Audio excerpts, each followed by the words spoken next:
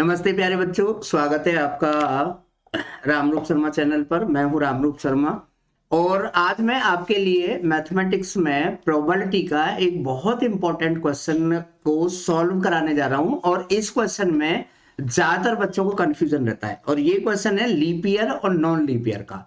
Leap year में 52 Sunday या Monday, Sunday ही मान लेते, चलो संडे अच्छा दिन होता है, 52 संडे या एटलीस्ट 52 संडे या 53 संडे।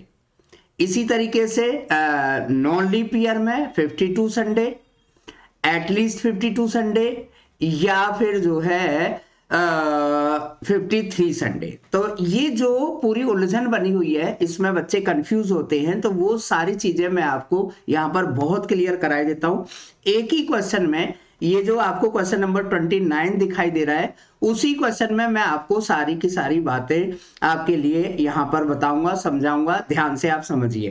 क्वेश्चन देखें। क्वेश्चन है कि प्रोबेबिलिटी आपको बतानी है, एक नॉन लीप ईयर है। तो पहली बात तो बच्चों ध्यान रखना है, बोर्ड एग्जाम में या किसी भी एग्जाम में बच्चे ऐसा गलती कर देते हैं, नॉन को पढ़ते ही नहीं है। तो नॉन को पढ़ लेना। नॉन लीप ईयर का मतलब लीप ईयर मत समझ लेना, सोचते हैं लीप लिखा है तो फिर लीप ईयर ही है। तो नॉन लीप ईयर का मतलब नॉर्मल ईयर हो गया। सेलेक्ट किया गया है रैंडमली और हमें बताना है 53 संडे। यहां पर मैंने आपको हिंट दिया हुआ है। देखिए नॉन लीप ईयर है तो इसका मतलब है उस ईयर में 365 डेज हो गए।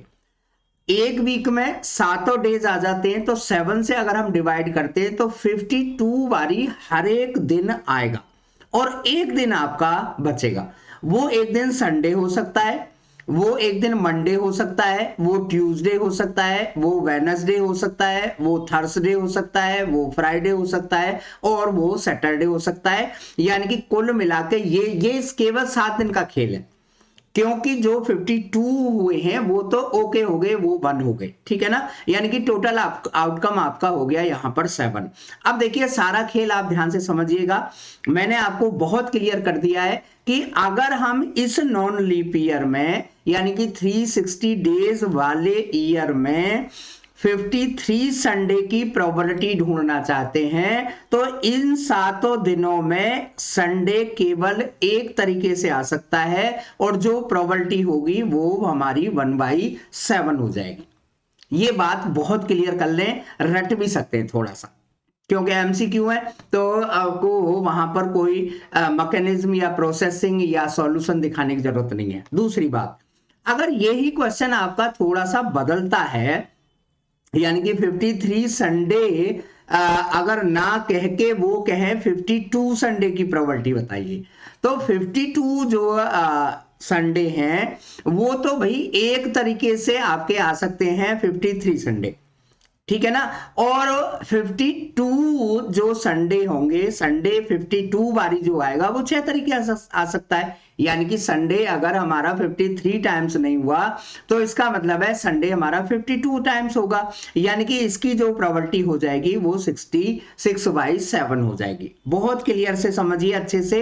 53 संडे आने की जो प्रोबेबिलिटी है 1/7 नॉन लीप ईयर में, यानी कि नॉर्मल ईयर में, ठीक है ना। 52 संडे की आने की जो प्रोबेबिलिटी है वो 6/7, क्योंकि एक दिन तो 53 बारी आएगा जरूर। अक्सर इसे गलत कर देते हैं बच्चे, यहां पर बच्चे आंसर 1 लिख देते हैं, तो 1 जो आंसर है वो गलत है। वो सोचते हैं कि भाई 52 तो हर कोई दिन आएगा, यानी कि 7/7 नहीं, एक दिन 53 जरूर आएगा। 50 अगर आप 1 ही करना चाहते हैं तो यहां पर जो प्रोबेबिलिटी होगी, वहां पर जो वर्ड लिखा हुआ होगा वो एटलीस्ट वर्ड लिखा होगा, कम से कम 52 संडे।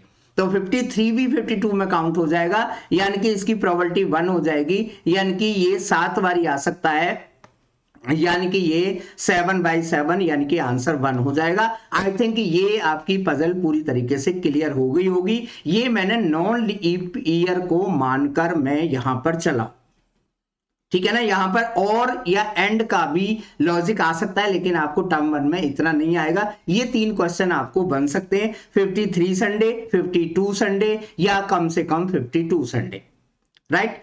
मेरा ख्याल है क्लियर होगा। अगर क्लियर ना हो तो कमेंट सेक्शन में कमेंट जरूर करें, मैं दूसरी वीडियो के थ्रू या आपके कमेंट के आंसर के थ्रू आपको बातें समझाऊंगा।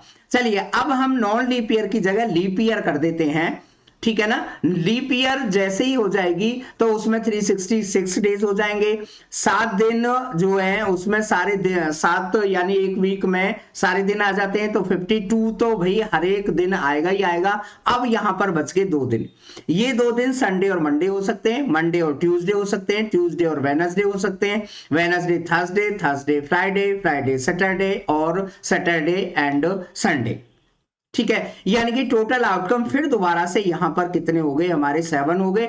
अब फिर यहां पर ठीक से समझ लीजिए, अब यहां पर अगर आप 52 संडे देखना चाहते हैं तो फिर वो 5 तरीके से आ सकते हैं। 5 तरीके से। अगर 53 संडे देखना चाहते हैं तो वो 2 तरीके से आ सकते हैं। देखो, अगर 53 आया तो ये भी संडे होगा और ये भी संडे होगा, 52 वो है ही, तो 53 2 तरीके से, यानी कि 53 संडे आने की जो प्रोबेबिलिटी होगी, वो 53 संडे आने की जो प्रोबेबिलिटी होगी वो 2/7 होगी। अब 52 संडे की आने की जो प्रोबेबिलिटी होगी, है ना, वो 5/7 होगी। इसे आप ऐसे भी कर सकते हैं 1 - 2/7, ठीक है ना। और एटलीस्ट जब लग जाएगा 52 में तो फिर वो आपका 7/7, यानी कि 1 आंसर आपका यहां पर हो जाएगा। क्लियर है? मेरा ख्याल है बिल्कुल क्लियर होगा। एटलीस्ट 53 और 53 का मतलब वो का वो ही हो जाएगा, कम से कम 53 या उससे ज्यादा, तो उससे ज्यादा तो होते ही नहीं है। ठीक है, तो मेरा ख्याल है ये कंसेप्ट आपका पूरी तरीके से क्लियर होगा।